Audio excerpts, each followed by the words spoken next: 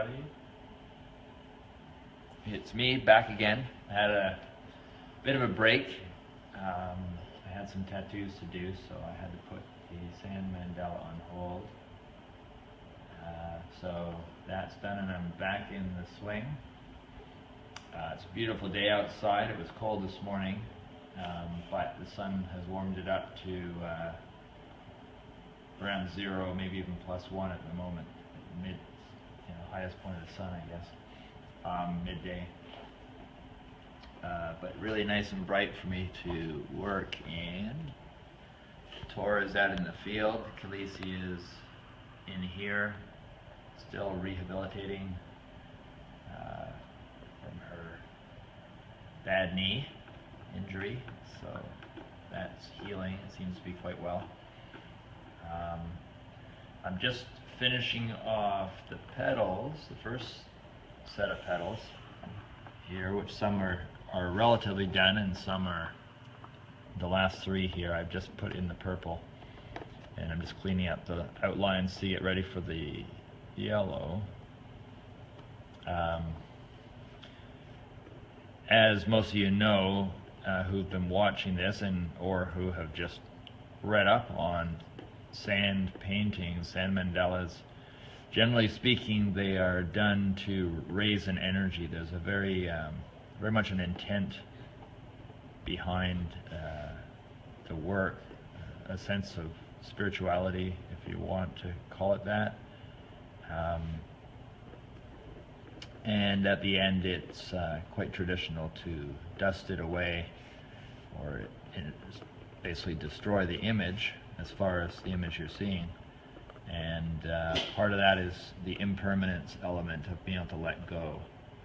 But also part of it is a ceremony in making something happen, raising energy and then transmuting the energy. So what looks like you're destroying the art is an illusion.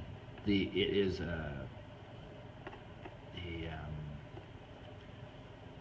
ceremony and ritual of transmuting energy as far as I comprehend things. So that aspect, and then taking the aspect of sweeping away the sand into a little pile, and then either taking that sand and scattering it in the wind, or which would be the element of air, or what I've read the Tibetan monks do is put it in running water, which would of course be the element of water, or as my good friends Wendy and Mark suggested, putting it in fire, which makes things happen faster according to their understanding and beliefs. Don't know yet what I will do with this one, but it is a sriyantra. And anyone who doesn't know much about sriyantras, like myself many years ago, I did a few of them as tattoos, and I never really got that intrigued with them, partly I think because of these very square edges, and I was much more into swirly, organic, flowing stuff at the time. And these can be quite awkward to do as tattoos, at least back when I was asked to do a couple of them. And of course location can be part of it as well. And I remember I had one to do around a belly button and one to do on a solar plexus, and both were very difficult areas to have really still and to work with the skin as a braced backdrop or canvas. So some reason I just never really got drawn to it until much more recently. And so reading up on it, it all has to do with abundance and generating abundance. And I recognize also possibly one of my blocks was the word abundance. I kind of had it in my head that to be looking for abundance was something very shallow and material oriented, and I think possibly that's why I didn't feel a draw to it. But I was really wrong, because abundance really can mean so much. It can include money, or it can include wealth, but someone can be extremely rich and have no abundance whatsoever. You know, there's abundance in your heart, there's abundance in your reality around you, abundance of friendships, abundance of community. It can go on that level and never even have to touch on money. Money never even has to really get into it. It's more of a byproduct, if it is at all. But I think also in opening up to abundance, one does have to address any blockages they have about earning money if they feel that is not spiritual. Because I think that, to me, at this stage in my game, that belief would mean that one would not trust themselves having money, that they wouldn't be able to, I don't know, share it if that was necessary, or in some way transmute that by doing things that the money allowed you to do to be more giving, whatever it might be. I think that would be a mental block, a program, that kind of resistance. So anyways, abundance, what should I? This design has everything in it is very, very specific and has purpose. There's nothing that's just kind of because it looks good. I read 8,000 years old. They've traced it back, and they've been made all different sizes. They've been made with different. They've been painted. They've been, well, now they've been done on Photoshop as well, but they've been done as large, elaborate, almost like look like carpets, all made out of flowers and different things, all placed down into the pattern, and people sitting all around the sriyantra.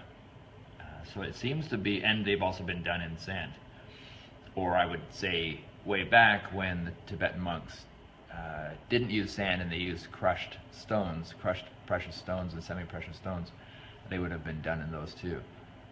So they have a great history of being done in that kind of impermanent way, where they've all been assembled and balanced and placed and then taken apart later. So I feel like I'm tuning in, by doing this, I'm tuning into the whole art of working with sand and that aspect, but also in the work of the sriyantra. Just like my other sand painting, I do intend with this one to later on, once this is all finished, when I have the time, to do this as a painting.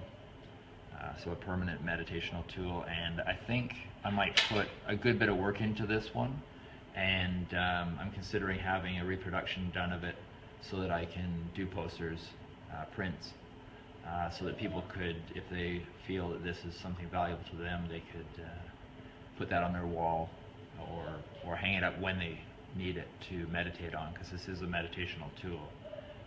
And one would stare at eye level this central triangle and a dot right in the middle, which I'll just indent until it's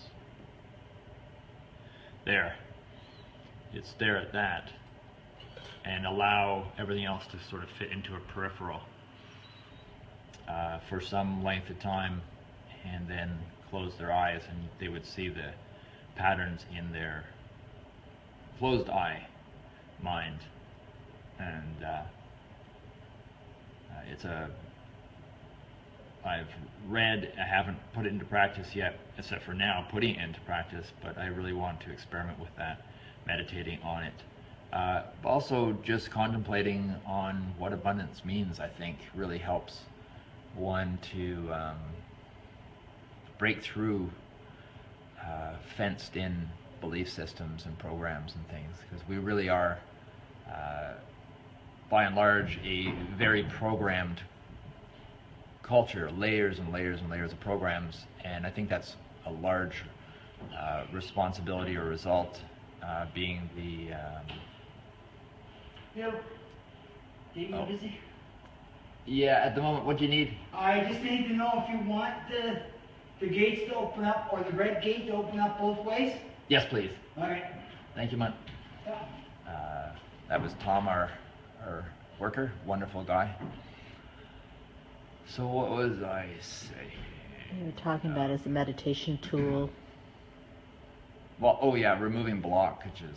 We have, as a society, culture, all around the world, we have so many freedoms and so many devices at our disposal, internet and so on, for communication and accessing information.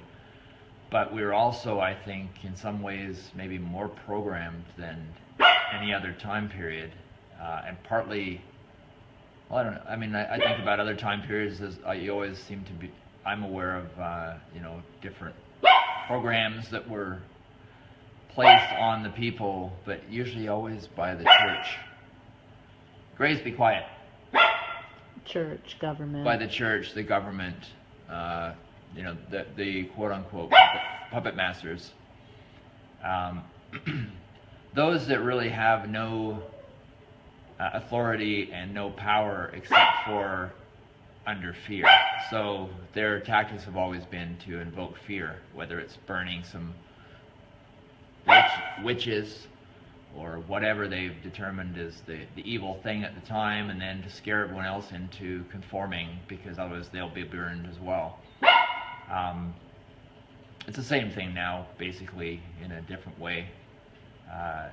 Even with politics and stuff, I think some people are almost afraid to say anything in case their views are stick them out like a sore thumb or something, and if they don't match that of the accepted view and toting a line.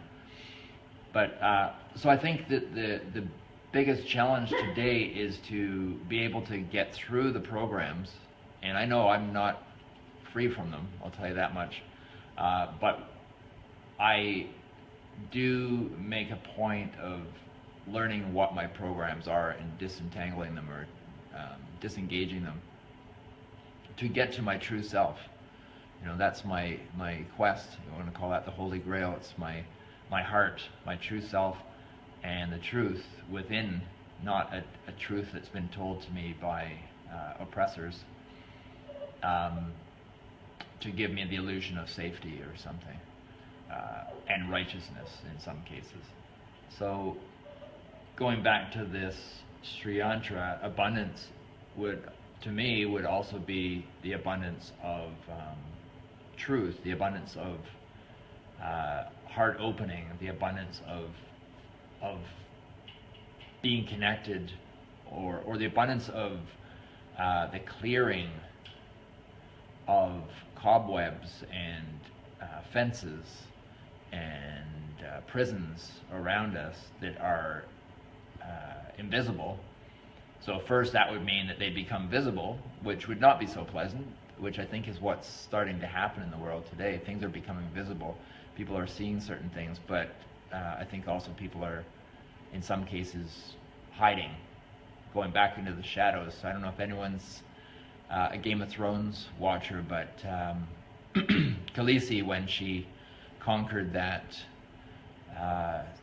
Marine is the town. The town of Marine, of slaves, and she freed the slaves, but they got downright angry and wanted back their lack of freedom because they felt safe, and they were willing to commit all kinds of horrific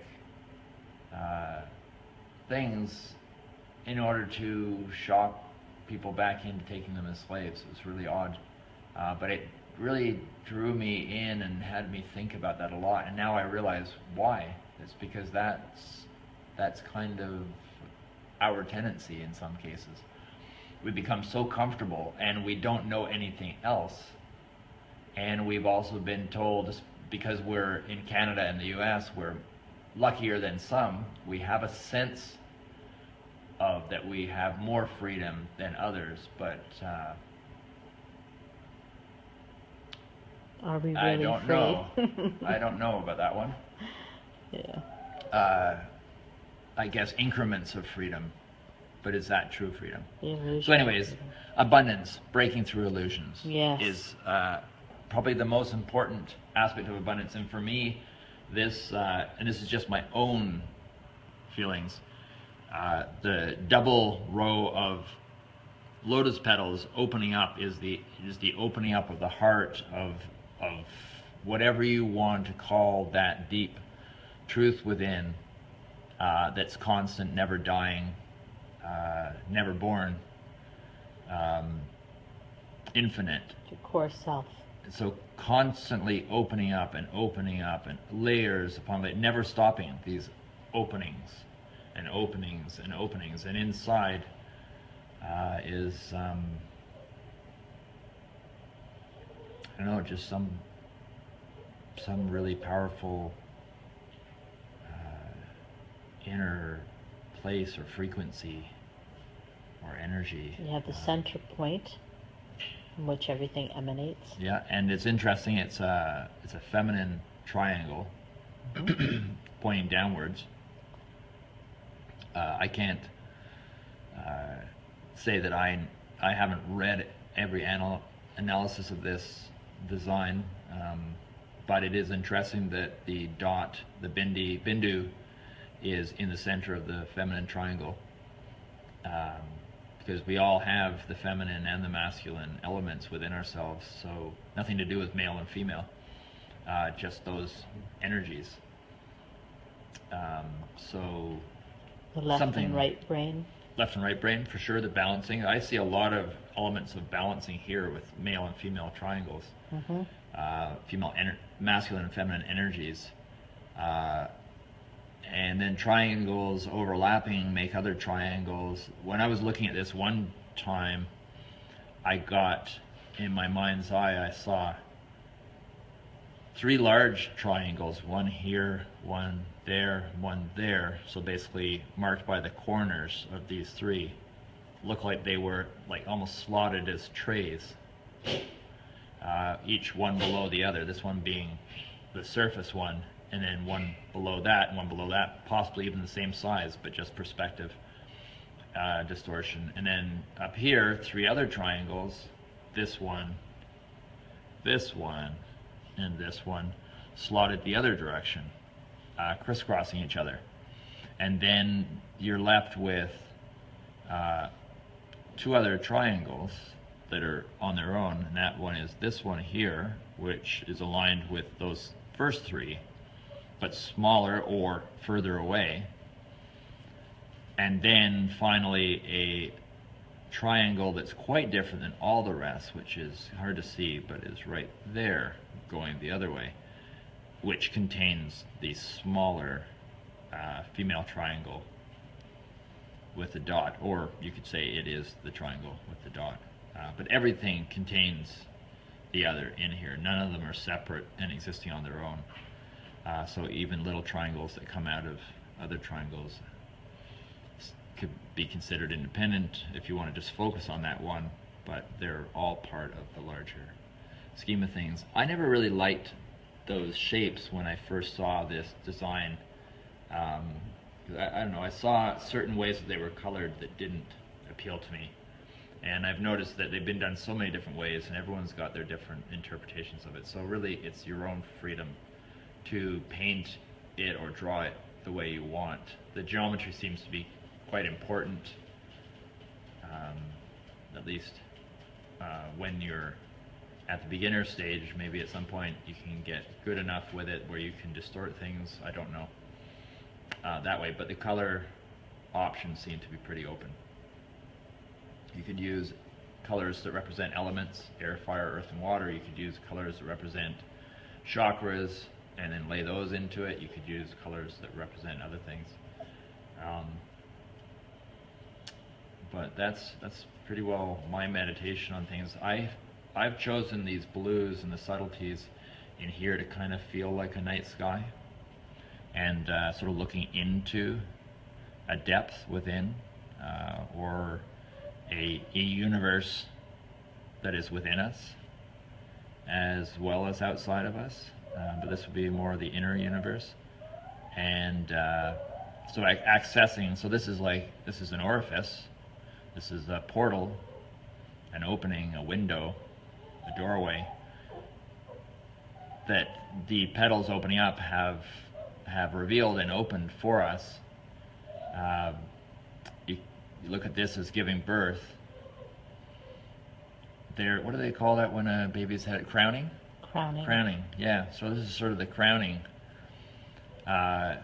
It's your time of access to this abundance provided by the dynamic of everything we have around here. All that, I feel, creates that opening.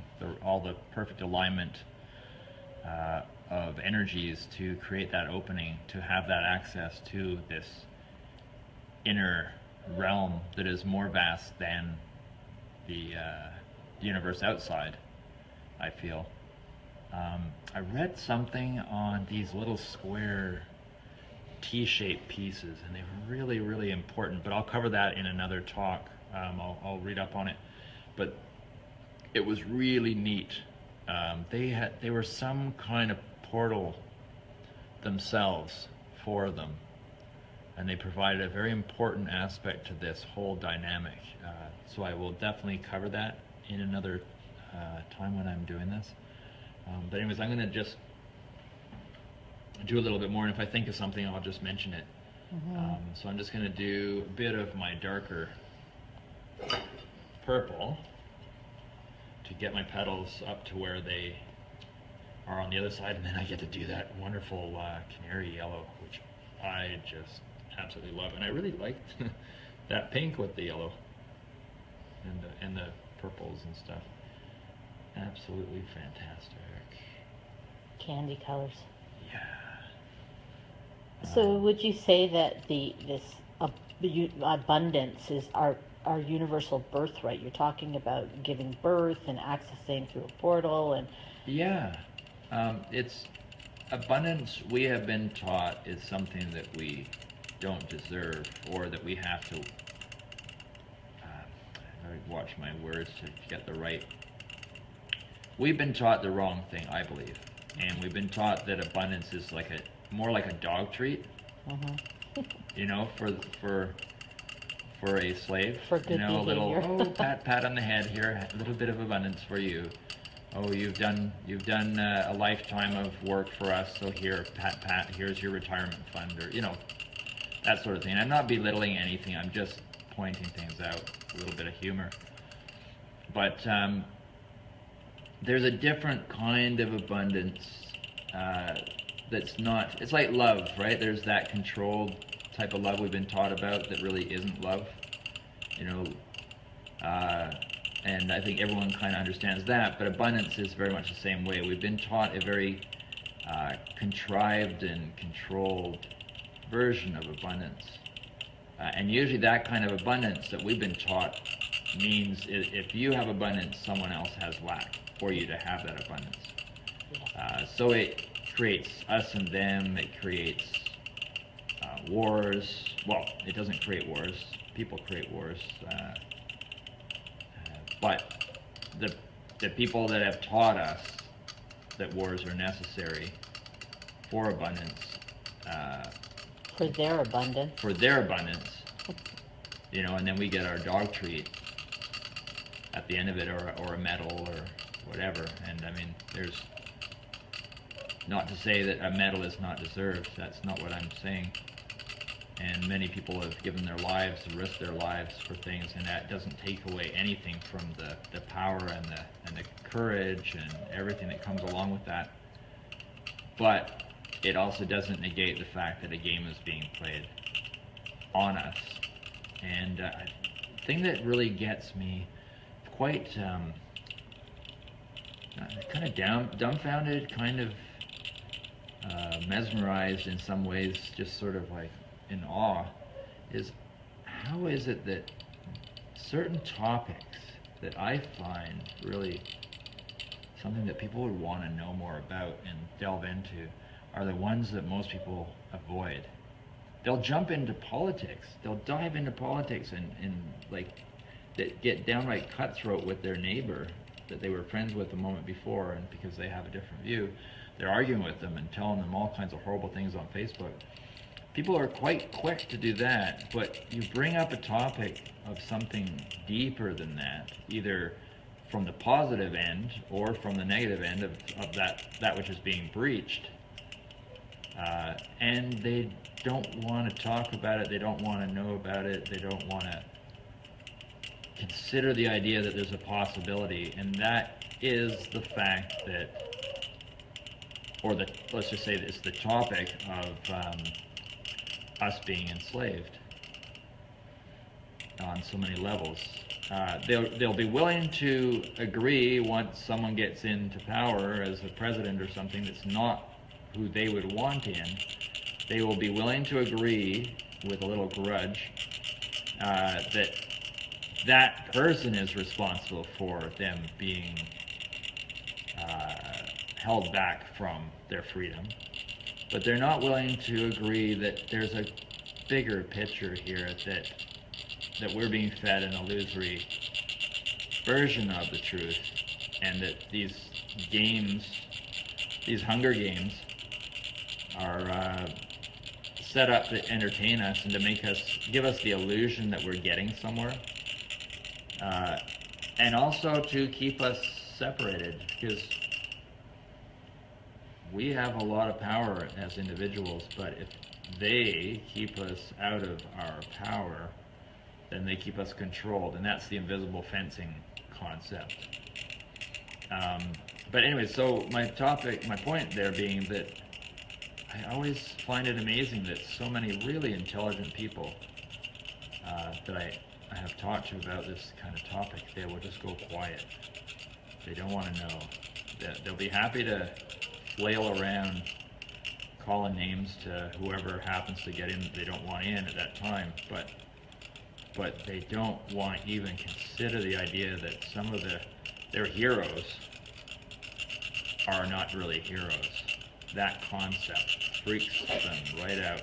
And I think the reason why is because to admit that means to go right back to square one, or the illusion of square one.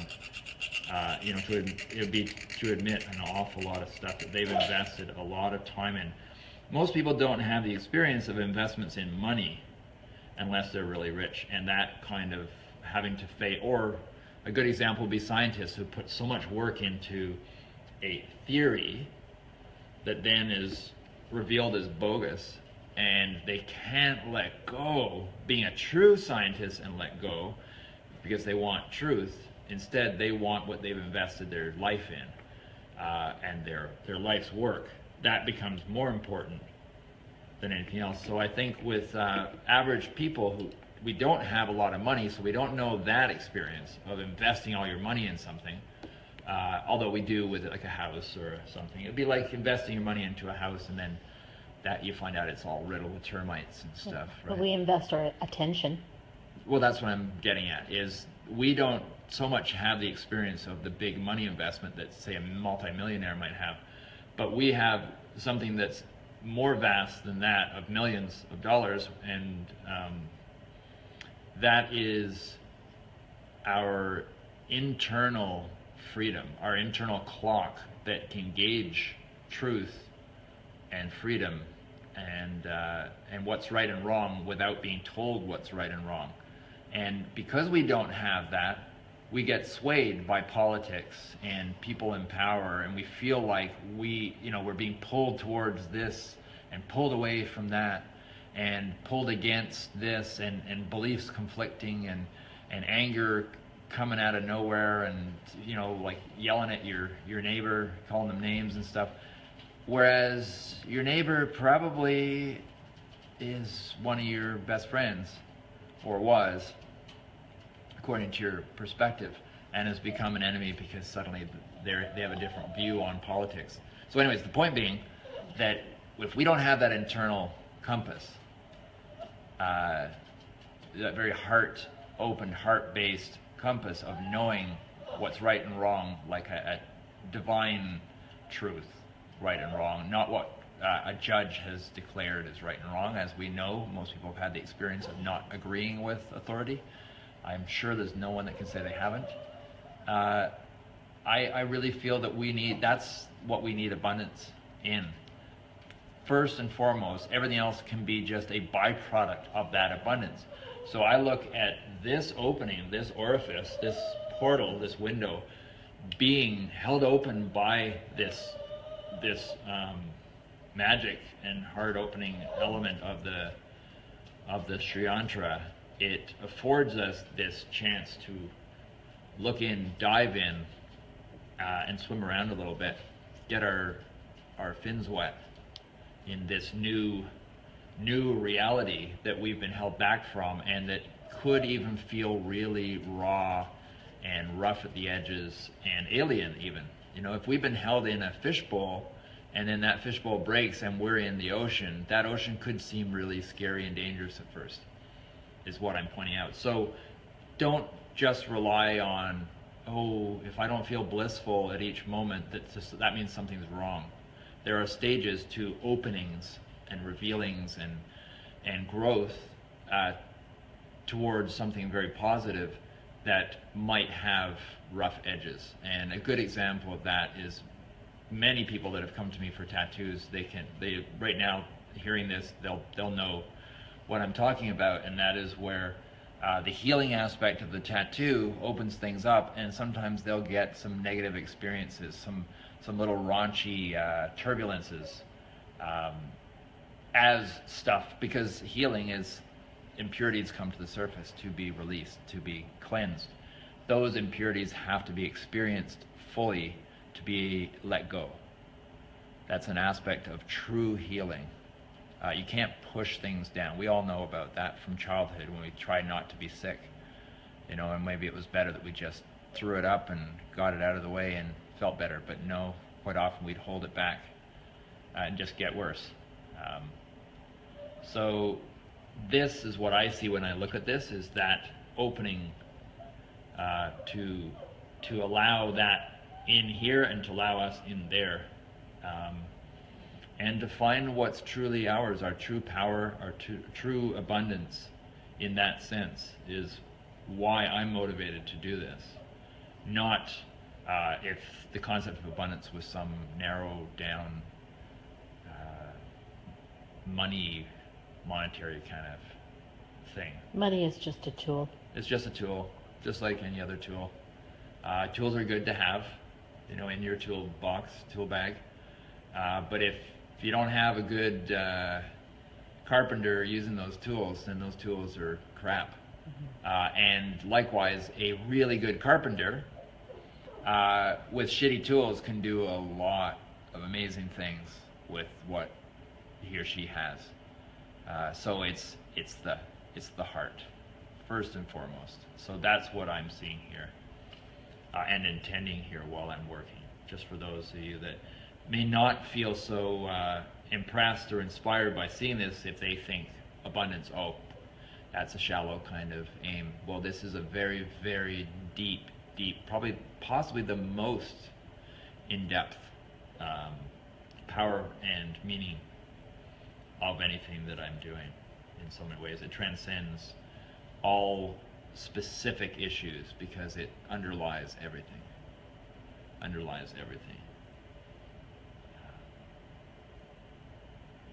So that's where I'm at. I've got my purples there. I'm going to do a little bit of dark purple to get that little central bit, and then I'm going to do a little bit of white sprinkled on top to just lighten the edges of this to get more contrast. So we'll just do my dark purple first. I'm loving these new chalk pours.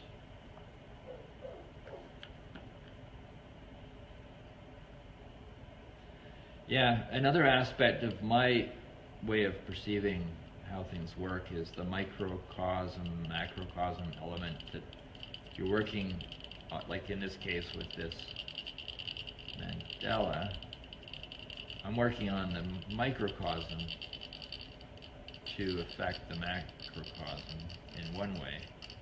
But then I guess I'm kind of, depends on from what end you see it. Yep. But this is like, let's just say this is an atom within a cell, within a body, within a, you know, what Ken Wilber calls a holarchy, because it's a holistic And its whole brain. and whole brain, nested, I think was the term he used, nested holarchy. So it's not a hierarchy, it's kind of like those little dolls that are one within the other kind of a thing, like what, they're all part of the whole. So to work on the microcosm, being like this little design, affects the macrocosm, but also goes inwards more, I don't know, micro, and outwards more macro. Like that little analogy of the butterfly flapping its wings and affecting things over the other part of the world or something. There's that element that I'm entraining my focus to, acknowledging that this is part of how this works. And also allowing myself to also acknowledge that elements that I don't know how they work doesn't mean they don't work. I don't have to fully understand something to be trusting my heart and gut in taking me there. And that's very different than just following a blind order. And that goes back to what I was saying with the abundance of that deep connection within yourself. When we have that connection developed, we don't need government. I'm talking about a hypothetical level here because we don't have examples of it fully. But if you think about it, if we had that developed within ourselves and trusted it, we really don't need idiots telling us what to do, who also don't have a connection, Yeah. which is why we're in the mess we're in. I think I have a lot of faith in humans, and I think that the mess we're in is mostly because of those in control. Well, it's because of our choices. And our choices to, because we made an agreement on some level to be in this reality and the way it is. Somewhere we made an agreement, conscious or not, hard to say. Somehow we're playing into this game, and that's why changing ourselves is a very important aspect to changing the external. Changing the internal within ourselves to change the external situation that we're in. And that doesn't mean to go to the extreme and just say, oh, if I meditate on a mountaintop, everything will be fine. I mean, I guess if everyone was meditating on a mountaintop, we wouldn't have problems, but I don't know, it'd be kind of hard to get everyone to do that. Whoop, I just shot something somewhere.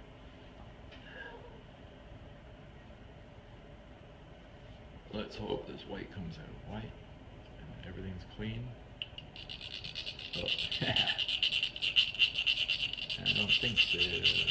We should keep one just for white, and not use any other once I color. have more. I didn't realize. I couldn't remember what I had used in this one. How do you differentiate between the two? Just where I place one, where I place the other one. Oh. That one's the dark, and this one's for the lighter stuff. Mm. But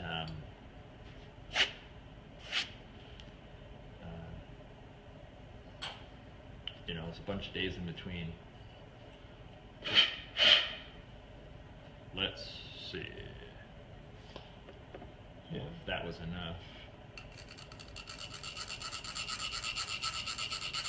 Seems to be.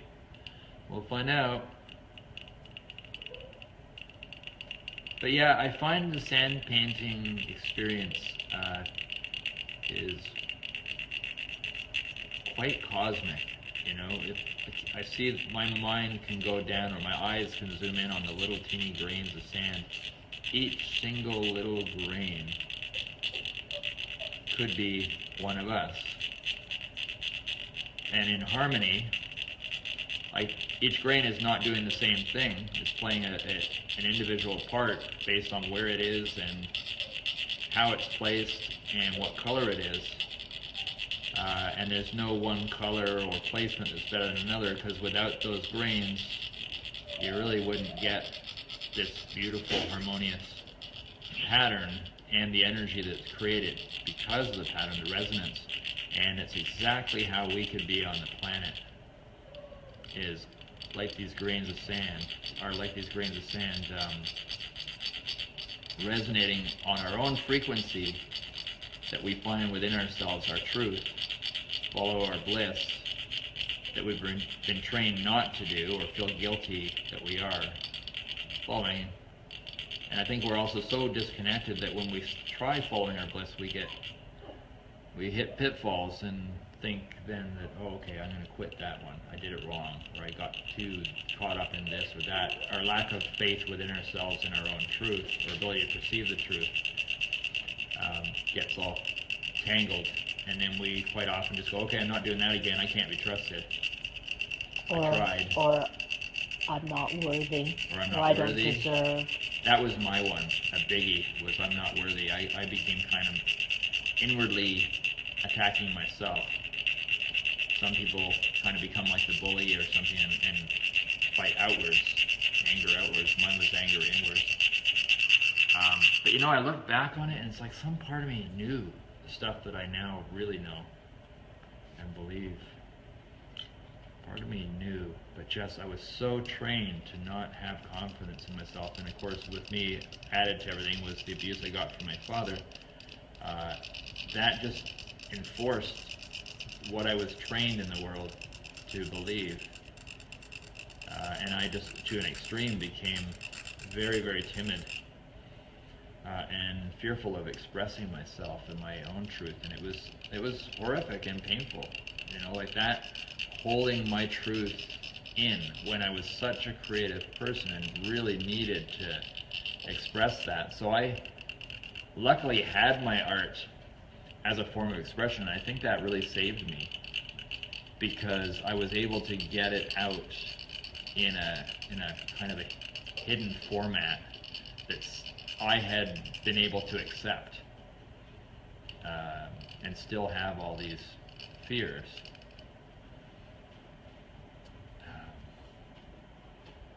But I just see where we are in the world, and I feel like we're so close to making a breakthrough. But people are still afraid to really consider some deeper options and concepts. People, I think, still want to just dabble in a concept but not really dive in to their truth. I don't People know. refusing to live an authentic life. Yeah.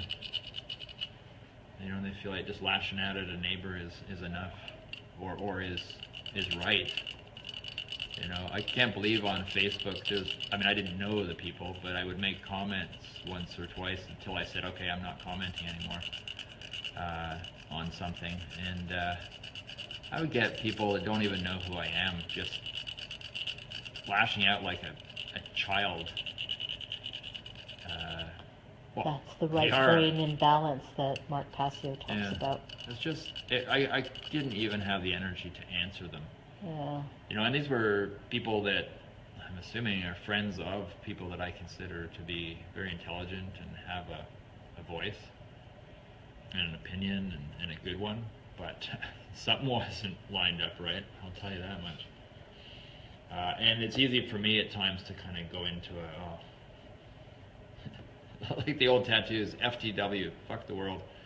Not the world, but fuck, you know, I can go into those moments where I just get frustrated with everyone and everything.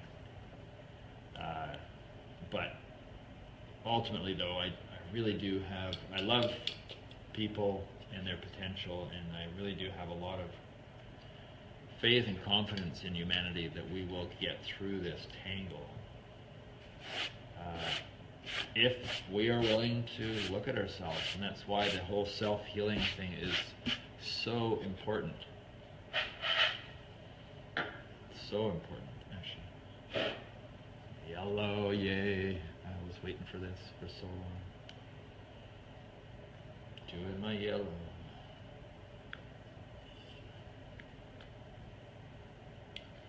And because I just had white in here, I don't have to be too concerned.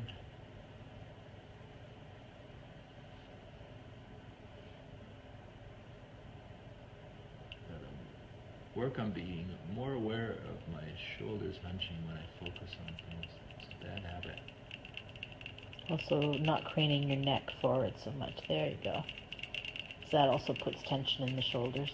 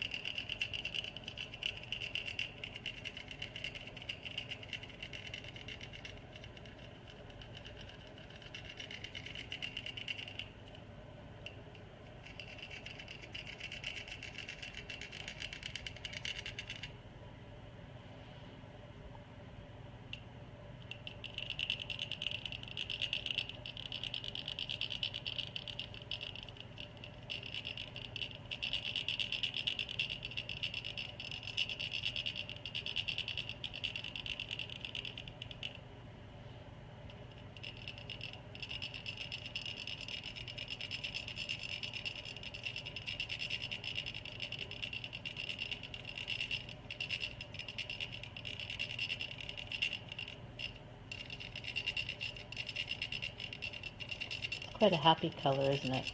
Oh, A sort of pumpkin yellow. whenever I've gone to breakfast places, I remember when I lived in Toronto, and one of our favorite things was to go for breakfast to a good, really good breakfast place, and that would always change.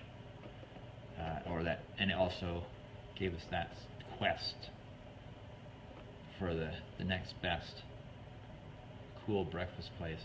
And so much of it, besides the quality of the food and how good the coffee was the atmosphere. And I remember, was it Boom at that time? Boom, yeah. They had a yellow, like something, not quite, something kind of between this and saffron. That for that morning kind of thing, it was absolutely ecstatic. Like, it just set my mood. Colors have such an effect on us. Mm-hmm. So powerful. Okay, well, I'm going to park this here because my fingers are getting cramped. And we'll tune in again once you've completed all the pink and are ready to start on the next outer, one. the next level of opening petals Yes. of the lotus. Now, before I get past these, like once I've got the rest of the pink on there, I'm considering doing my detail work on that inner piece so I don't have to go back in there and lean over everything. Right. So that if I decide to put that detail work in certain places, accents and stuff, I think I might do it then. So that would be a good time to be back on. So I know it's a slow process, and there's some until it's sped up, which we'll do later in a little mini doc format. You know, it's kind of nice to see something kind of happening quicker. Mm-hmm. So that will appeal to everyone's, and everyone's got that, the need to see something a little bit more entertaining. Well, it's a real balancing act, this sriyantra, because you have, number one, it's a symbol, so it appeals to the right brain. Yeah. In terms of how it communicates. Even if you didn't know a damn thing about it, it would teach you because it is a symbol. But it has all this geometry and all this precision, very left brain. So it actually is forcing you to use your whole brain. Yeah. To access your core self. Well, it's interesting you mentioned that because in one, I think we posted it, a link to it, but there was a section that I read, and it said that that's exactly an aspect of what this is designed to do is create a certain kind of balancing of. And really, if balance is so important. Like we underestimate how important that is. I mean, I'm looking at it with our dog Khaleesi with her one sore leg. If she walks on 3 legs for any length of time, the one leg that she's favoring, the muscles atrophy, and she's putting too much I got a work little on the other. problem I need to discuss with Damon. Okay, we'll wrap up right here.